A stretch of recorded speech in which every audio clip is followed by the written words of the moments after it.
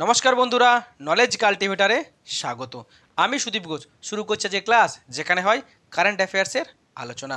আজকে একটা গুরুত্বপূর্ণ বিষয় নিয়ে আমরা আলোচনা করব। আমরা দেখছি যে ভারত আর আমেরিকার মধ্যে সম্পর্ক খুব খারাপ হয়ে গেছে। ট্রাম্প বারবার হুমকি দিচ্ছে ভারতকে এবং ভারতীয় দ্রব্যের উপরে কিন্তু ট্যারিফ বসিয়ে যাচ্ছে। অর্থাৎ ভারত আর আমেরিকার সম্পর্ক কিন্তু এখন খুব খারাপ হয়ে গেছে। সেই নিয়েই কিন্তু আজকে আমরা আলোচনা করব। ইন্ডিয়া আমেরিকা রিলেশনশিপ অর্থাৎ ভারত আর আমেরিকার সম্পর্কের ইতিহাস। আজকের ভিডিওতে থাকছে এই নিয়ে কি খবর আছে, স্বাধীনতার পূর্বে ভারত আমেরিকার কি সম্পর্ক ছিল, স্বাধীনতার পরবর্তী সময়ে ভারত আমেরিকার সম্পর্ক কেমন ছিল। এক ভিডিও শুরু করার আগে এটি একটি শিক্ষামূলক ভিডিও। এই ভিডিওর কোনো অংশে হিংসা এবং রাজনৈতিক ও সাম্প্রদায়িক বিদ্বেষ অন্তর্ভুক্ত। তবু ভিডিওর কোনো অংশ বিতর্কিত মনে হলে সেটি অনিচ্ছাকৃত এবং তার জন্য ক্ষমাপ্রার্থী। এখন আজকের ভিডিও আমরা দেখছি যে ট্রাম্প অর্থাৎ আমেরিকার প্রেসিডেন্ট সে ডোনাল্ড ট্রাম্প বারবার ভারতকে হুমকি দিচ্ছে এবং ভারতীয় দ্রব্যের উপরে কিন্তু সে প্রায় 50% ট্যারিফ বা এক্সট্রা চার্জ লাগিয়েছে। তার ফলে কিন্তু দুই দেশের সম্পর্ক খুব খারাপ হয়ে গেছে।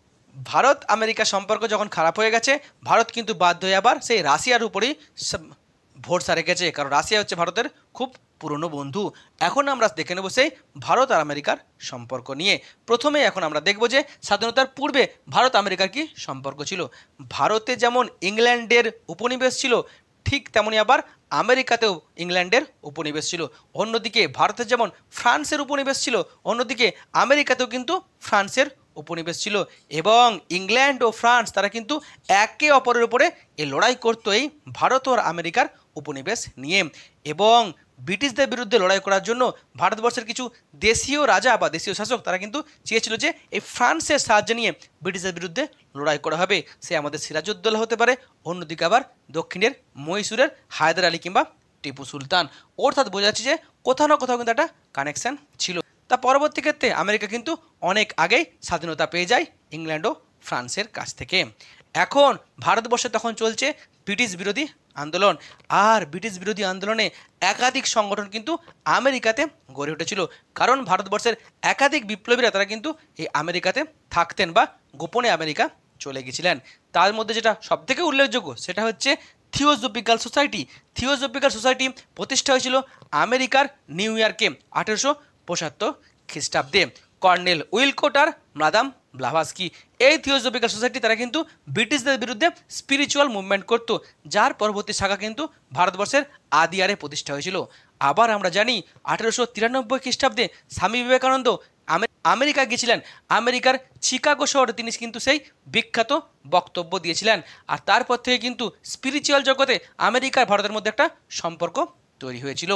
তারপরে ভারতবর্ষ গুরুত্বপূর্ণ একটি সশস্ত্র বিপ্লবী সংগঠন অর্থাৎ যে গদর পার্টিও কিন্তু প্রতিষ্ঠা হয়েছিল আমেরিকার সান ফ্রান্সিসকোতে 1913 খ্রিস্টাব্দে। লালা হরদয়াল, সোহন সিং বাকনা এবং পরবর্তী ক্ষেত্রে আমেরিকার যখন প্রেসিডেন্ট ছিলেন রুজভেল্ট কিন্তু ভারতবর্ষের স্বাধীনতা আন্দোলনকে তিনি সাপোর্ট করেছিলেন। অর্থাৎ আমেরিকা কোথাও না কোথাও ভারতবর্ষের স্বাধীনতা আন্দোলনকে সাপোর্ট করতো। কিন্তু এটা পুরোপুরি পাল্টে যায় দ্বিতীয় বিশ্বযুদ্ধের সময় আমেরিকা ইংল্যান্ডের সঙ্গে যোগদান করে। আর এই জাপানের বিরুদ্ধে লড়াই করার জন্য ইংল্যান্ড আমেরিকা এক হয়ে যায় এবং ভারতবর্ষে এই ইংল্যান্ডের সহায়তায় প্রচুর আমেরিকার সেনাবাহিনী এসে উপস্থিত হয়। এমনকি কলকাতাতেও কিন্তু প্রচুর আমেরিকান সেনাবাহিনী ছিল। শুধু তাই নয়, ভারতবর্ষের মাটিতে একাধিক যে এয়ারফোর্সের ঘাঁটি তাও কিন্তু আমেরিকা তৈরি করেছিল। অর্থাৎ বুঝতে পারছি কোথাও না কোথাও দ্বিতীয় বিশ্বযুদ্ধের পর থেকে ব্রিটিশ বিরোধী আন্দোলনে ভারতীয়দের দিক থেকে মুখ ফিরিয়ে কোথাও না কোথাও আমেরিকা ইংল্যান্ডকে সাপোর্ট করেছিল। এরপর ভারত স্বাধীনতা পায়। এখন আমরা দেখে নেব স্বাধীনতার পরে ভারত আর আমেরিকার কি সম্পর্ক, যেটা সবথেকে গুরুত্বপূর্ণ। ভারত যখন স্বাধীনতা পায় অর্থাৎ দ্বিতীয় বিশ্বযুদ্ধের পরবর্তী সময়ে তখন কিন্তু সারা বিশ্বজুড়ে চলছে ঠান্ডা লড়াই বা কোল্ড ওয়ার। আর কোল্ড ওয়ার পরস্পর বিরোধী দুটি বড় শক্তি হচ্ছে, একটা হচ্ছে রাশিয়া আর একটা হচ্ছে এই আমেরিকা। এখন মাথায় রাখতে হবে ভারত যখন স্বাধীনতা পায় ভারত কিন্তু একটি সোশ্যালিস্ট কান্ট্রি বা সমাজতান্ত্রিক দেশ হিসেবে আত্মপ্রকাশ করে, কারণ নেহরু সমাজতান্ত্রিক ছিলেন এবং মহাত্মা গান্ধী সমাজতান্ত্রিক ছিলেন। আর অন্যদিকে রাশিয়া তখন কিন্তু Soviet Russia, communist Russia, USSR অর্থাৎ রাশিয়া তখন কিন্তু সমাজতান্ত্রিক দেশ। অন্যদিকে আমেরিকা প্রথম থেকে কিন্তু ক্যাপিটালিস্টিক দেশ, তাই কোথাও না কোথাও ভারতবর্ষের প্রথম প্রধানমন্ত্রী জওহরলাল নেহরু তিনি চেষ্টা করেছিলেন আমেরিকার থেকে একটা কোথাও না কোথাও দূরত্ব বজায় রাখা। আর যখন এই কোল্ড ওয়ারে গোটা বিশ্ব কিন্তু দুই ভাগে ভাগ হয়ে গেছে, তখন ভারতবর্ষের প্রথম প্রধানমন্ত্রী জওহরলাল নেহরু তিনি জোট নিরপেক্ষ নীতি নিয়েছিলেন, অর্থাৎ আমরা কোনো পক্ষেই থাকবো না। আর এই জোট নিরপেক্ষ নীতি নেওয়ার কারণেই কিন্তু ভারত রাশিয়া কাছাকাছি চলে আসে, ভারত রাশিয়ার মধ্যে একটা খুব ভালো বন্ধুত্বের সম্পর্ক তৈরি হয়। তার ফলে একটা ব্যাড হ্যাবিট পড়ে কিন্তু আমেরিকার ওপরে। 1949 সালে আমেরিকার সফরে যায় ভারতবর্ষের প্রধানমন্ত্রী জওহরলাল নেহরু। তখন আমেরিকার প্রেসিডেন্ট ছিলেন কে? ট্রুম্যান চেয়েছিলেন যে এই কাশ্মীর সমস্যা সমাধান করার জন্য, এবং সেখানে তিনি তৃতীয় ব্যক্তি হিসাবে এই কাশ্মীর সমস্যার সমাধান করতে চেয়েছিলেন, কিন্তু ভারত মেনে নিতে চায়নি। কাশ্মীর সমস্যায় ভারতের প্রধানমন্ত্রী কোনো তৃতীয় পক্ষের হস্তক্ষেপ চাননি, তাই তিনি রিজেক্ট করেছিলেন তার প্রস্তাব। এরপর হয় কি, যে কোরিয়ান যুদ্ধ। এই যে কোরিয়ান যুদ্ধ হয় সেখানেও কিন্তু বড় বড় শক্তিগুলি দুই ভাগে ভাগ হয়ে যায়, এবং সাউথ কোরিয়াকে সাপোর্ট করেছিল কে? আমেরিকার ইংল্যান্ড। অন্যদিকে নর্থ কোরিয়াকে সাপোর্ট করেছিল কে? রাশিয়া। ভারত কিন্তু কাউকেই সাপোর্ট করেনি। ভারত চেয়েছিল এই যে গোটা পৃথিবী দুই ভাগে ভাগ হয়ে গেছে, এই সুযোগে যারা থার্ড ওয়ার্ল্ডের কান্ট্রি আছে, যারা সদ্য স্বাধীনতা পেয়েছে তাদেরকে একসঙ্গে করার বা তাদেরকে ইউনাইট করার, এটা কিন্তু ভালো একটা পজিটিভ দিক ছিল ভারত সরকারের। অন্যদিকে 1962 সালে যখন ভারত চীন যুদ্ধ হয়, মনে রাখতে হবে চীন কিন্তু কমিউনিস্ট কান্ট্রি, তাই আমেরিকা চেয়েছিল ভারতকে সহায়তা করার। অন্যদিকে রাশিয়া কিন্তু নিউট্রাল ছিল, কারণ রাশিয়ার সঙ্গে ভারতের সম্পর্ক ভালো, অন্যদিকে আবার চীন হচ্ছে কমিউনিস্ট কান্ট্রি, তাই আমেরিকা চেয়েছিল ভারতকে সাহায্য করার। ভারত কিন্তু সে সাহায্য নেয়নি। আর আমরা জানি যে এই ইন্দো চীন যুদ্ধে ভারতের কিন্তু হার হয়েছিল, এবং চীন ভারতের অনেকটা জায়গা দখল করে নিয়েছিল। এরপর 1962 সাল ভারতবর্ষে ব্যাপক একটা খাদ্যশস্যের অভাব দেখা দিয়েছিল, দুর্ভিক্ষ দেখা দিয়েছিল।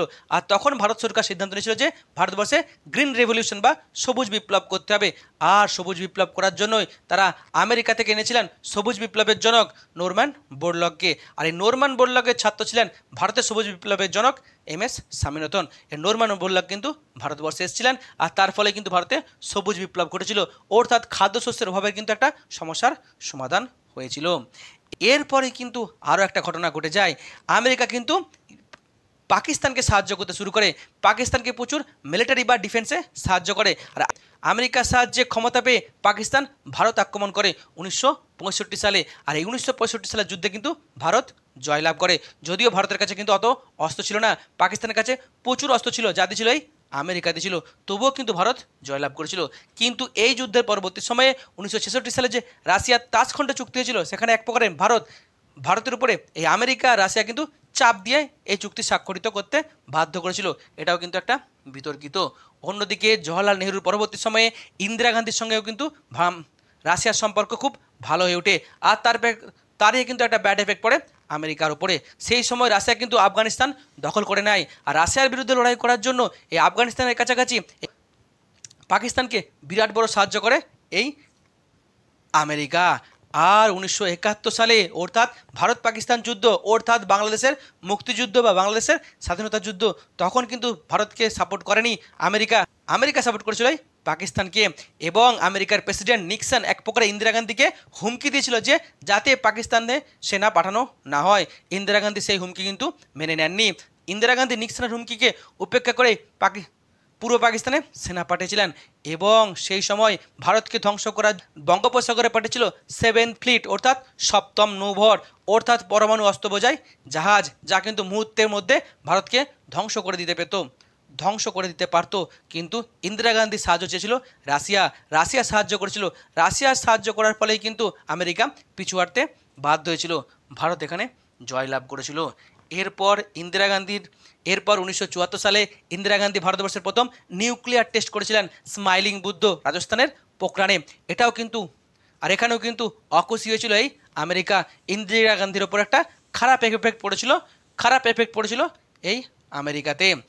ইন্দিরা গান্ধীর মৃত্যুর পর ক্ষমতা এসেছিলেন কে? রাজীব গান্ধী চেয়েছিলেন আমেরিকার সঙ্গে একটা ভালো সম্পর্ক, তিনি একাধিকবার কিন্তু এই আমেরিকা ভিজিটে গিয়েছিলেন, এবং এই রাজীব গান্ধীকে বলা হয় ভারতের টেকনোলজির জনক। তিনি আমেরিকার কাছ থেকে চেয়েছিলেন সুপার কম্পিউটার, কিন্তু আমেরিকা কিন্তু দেয়নি। পরবর্তী ক্ষেত্রে ভারতীয় বিজ্ঞানীরা নিজেরাই কিন্তু সুপার কম্পিউটার তৈরি করেছিল। এরপর 1991 সালে কিন্তু সোভিয়েত রাশিয়ার পতন ঘটেছিল।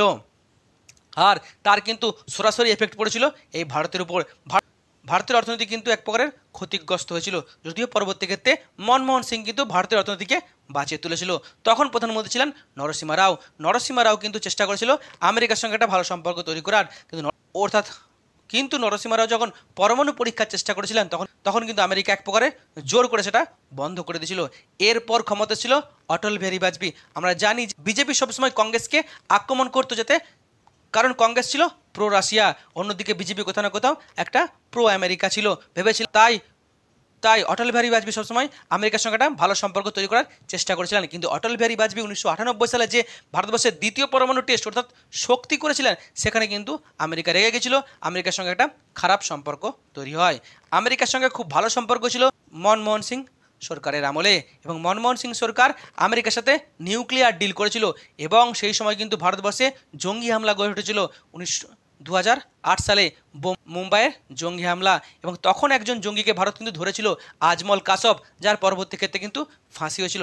তখন ভারতের সঙ্গে আমেরিকার সম্পর্ক খুব ভালো হয়েছিল, এবং তখন আমেরিকার প্রেসিডেন্ট ছিলেন ব্যারাক ওবামা, এবং ব্যারাক ওবামা এক প্রকারের মেনে নিয়েছিল যে এই জঙ্গিবাদের জন্য পাকিস্তানি দায়ী, এবং পাকিস্তানের উপর একটা বিরাট বড় চাপ সৃষ্টি তখন করা হয়েছিল, অর্থাৎ ভারত কিন্তু এখানে একটা সাফল্য পেয়েছিল। এরপর ক্ষমতা আসে নরেন্দ্র মোদী সরকার। বলেছি এরা প্রথম থেকে কিন্তু একটা প্রো আমেরিকা ছিল, এবং সবথেকে বড় কথা, আমেরিকাতে যখন ডোনাল্ড ট্রাম্প ক্ষমতায় আসে তখন কিন্তু ভারতবর্ষের প্রধানমন্ত্রী নরেন্দ্র মোদী কোথাও না একটু বেশি ভালো সম্পর্ক তৈরি করার চেষ্টা করেছিলেন এই আমেরিকার সঙ্গে, অর্থাৎ ডোনাল্ড ট্রাম্পের সঙ্গে। ডোনাল্ড ট্রাম্পকে তিনি একাধিকবার বন্ধু বলে সম্বোধন করেছে, এবং ডোনাল্ড ট্রাম্প আমেরিকাতে মোদির জন্য হাউডি মোদি অনুষ্ঠান করেছিল। আবার মোদি ডোনাল্ড ট্রাম্পকে ভারতে এনে নমস্তে ট্রাম্প অনুষ্ঠান করেছিলেন, এবং এমনকি আমেরিকাতে গিয়ে নরেন্দ্র মোদী ডোনাল্ড ট্রাম্পের হয়ে ভোট প্রচার পর্যন্ত করে এসেছিলেন। কিন্তু সেবার কিন্তু ডোনাল্ড ট্রাম্প ক্ষমতায় আসতে পারেনি। পরবর্তী ক্ষেত্রে অর্থাৎ দ্বিতীয়বার যখন ডোনাল্ড ট্রাম্প ক্ষমতায় আসে, তখনই কিন্তু ডোনাল্ড ট্রাম্পকে বন্ধু হিসেবে সম্বোধন করেছিল, এবং ভারতবর্ষের একাধিক সংগঠন তারা কিন্তু এই ডোনাল্ড ট্রাম্পকে জেতানোর জন্য কোথাও না কোথাও প্রচার করেছিল। এমনকি ডোনাল্ড ট্রাম্প ক্ষমতায় আসার পরে ভারতবর্ষের অনেক মানুষ কিন্তু এক প্রকারের নাচানাচি বা বিজয় উৎসব করেছে ডোনাল্ড ট্রাম্পের ক্ষমতায় আসার জন্য, আর মোদি কিন্তু আবার সেই বন্ধু বলে সম্বোধন করেছিল।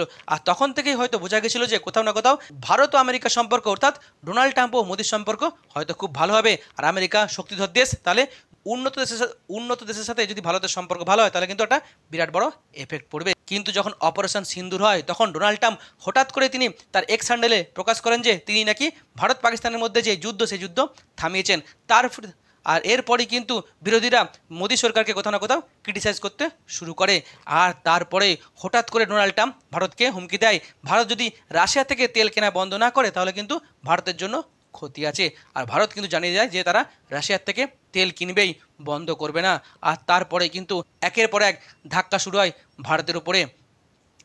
আমেরিকার প্রেসিডেন্ট প্রথমে 25% ট্যারিফ লাগায়, এখন আবার 50% ট্যারিফ লাগিয়ে দিয়েছে, অর্থাৎ একটা বিরাট বড় ক্ষতির মুখোমুখি হতে চলেছে এই ভারত সরকার। ভারত কিন্তু সেই আমেরিকার প্রতি যে মোহ ছিল, সেই মোহ কিন্তু ছেড়ে দিয়ে, আমেরিকা হচ্ছে কুত্তার ল্যাঞ্চ, এরা কখনো কিন্তু ভারতের বন্ধু হতে পারে না। তাই ভারত কিন্তু আবার ফিরে গেছে সেই রাশিয়ার কাছে, কারণ রাশিয়া কিন্তু বারবার প্রমাণ করেছে রাশিয়াই ভারতের আসল বন্ধু।